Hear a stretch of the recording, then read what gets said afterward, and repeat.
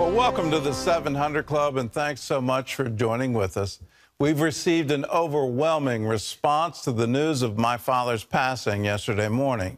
Friends from all over the world are expressing their gratitude for the life he lived and the impact he made on the world.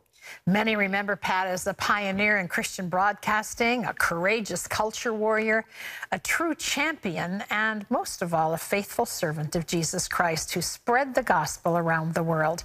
Charlene Aaron has the story. Lee Webb, the 700 Club news anchor for 19 years, remembers Pat as a visionary who loved God. Everything he did, he had that passion for excellence. I think it's incorrect to say that Pat produced Christian television. He wanted to produce excellence in television that was Christian. His zeal and that passion was contagious for all of us who had the great privilege and honor of working for him and with him. Former 700 Club co-host Sheila Walsh. He was like a father to me. You know, I lost my dad when I was 5, and through some of the most difficult years in my life, when I was struggling with my own diagnosis of clinical depression, I found Pat to be the most compassionate, loving, and supportive person. That influence extending beyond the CBN family. Pat Robertson invested in other people, in other ministries. A lot of people don't do that. Bishop T.D. Jakes says with all that Pat accomplished, sharing the gospel was paramount. He was the salt of the earth. That's what the Bible said we were supposed to be, to go into all the world, not just all the church, and influence the way the world thinks. Our country is better because of Dr. Pat Robertson. Pastor Jack Graham saw Pat as a happy warrior who tackled key topics. He took on all the issues of our times, the important biblical and cultural issues. He stood strongly for the sanctity of life, which is near and dear to the hearts of so many of us. And he was always willing to put his faith in action. Action that included a strong vision for taking the gospel around the world. And for that, former U.S. Ambassador for Religious Freedom Sam Brownback calls him a true champion. Unmatched, unparalleled.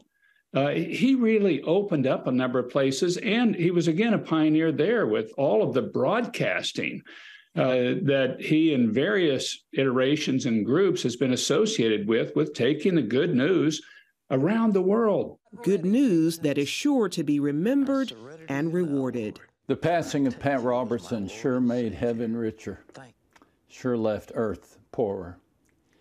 A dear man, visionary, a man of deep faith, pioneering spirit, courageous. He definitely is one of the most transformative Christian leaders, not just of our lifetime, but in the past few hundred years. As Paul said, you know, I fought the good fight, I kept the faith, I finished the course. Henceforth there is laid up for me a crown of righteousness, which the Lord, the righteous judge, will give to me that day, not to me only, but to all who love his appearing. I have no doubt that Pat is receiving that reward and has heard Jesus say to him, well done, good and faithful servant. So heaven's gates were open to him, but I also think he had an abundant entrance.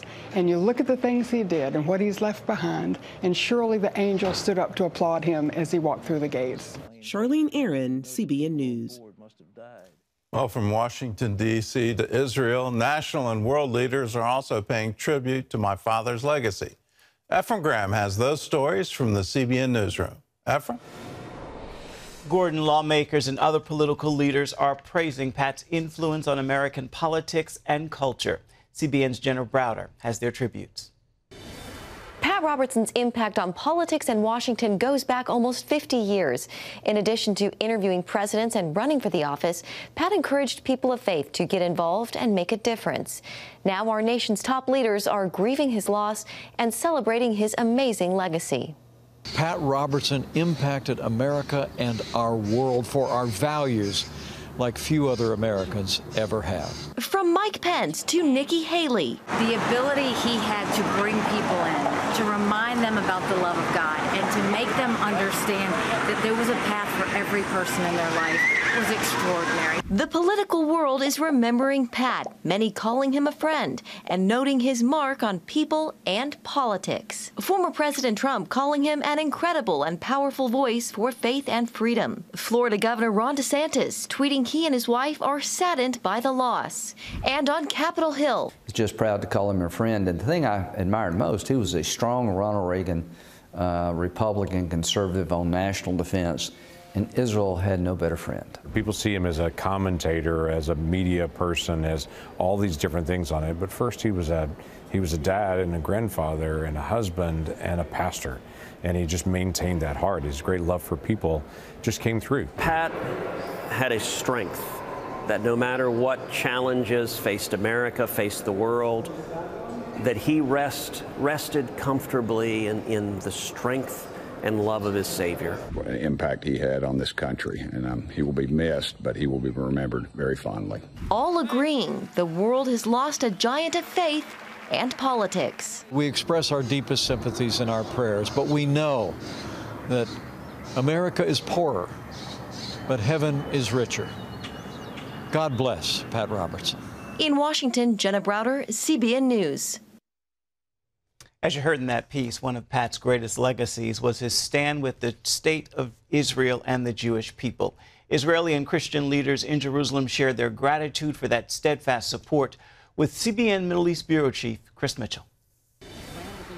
Former Israeli ambassador to the U.S., Michael Oren, a frequent guest on the 700 Club, remembers how Pat stood with Israel. We're talking about support for Israel during some of our hardest times, support for Israel's right to defend itself, our right to exist as a Jewish state. I remember during the dark days of the Second Intifada, 2000 to 2004, 2005, when there were no tourists in the state of Israel, the hotels were empty, the flights were empty. It was Pat Robertson and the evangelical communities who revered him, that kept support for Israel and our economy going through those very dark days.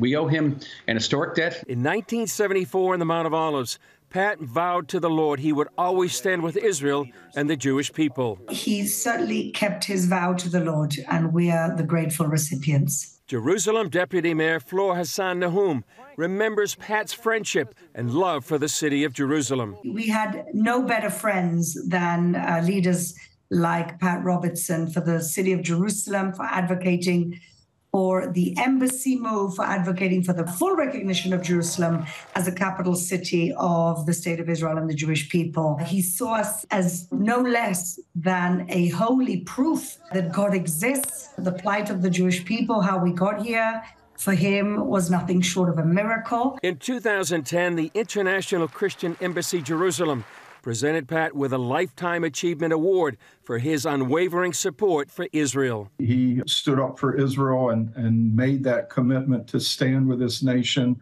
well before a lot of the major Christian leaders did back in the 70s. I think Israelis know that he was one of the pillars and the pioneers and patriarchs of Christian support for Israel today.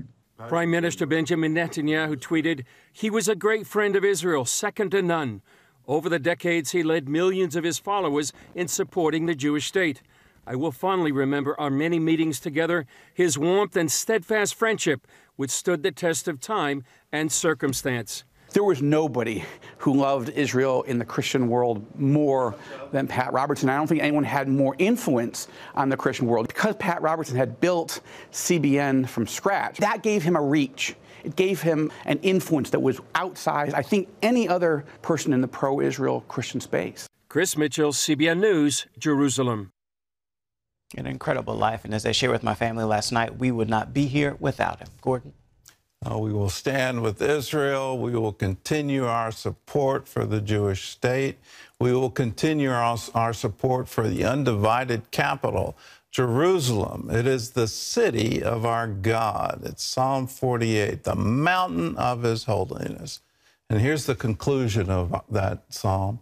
For this is God, our God forever and ever. He will be our guide, even to death. And he was our God. He was my father's God. He will be our God even unto death.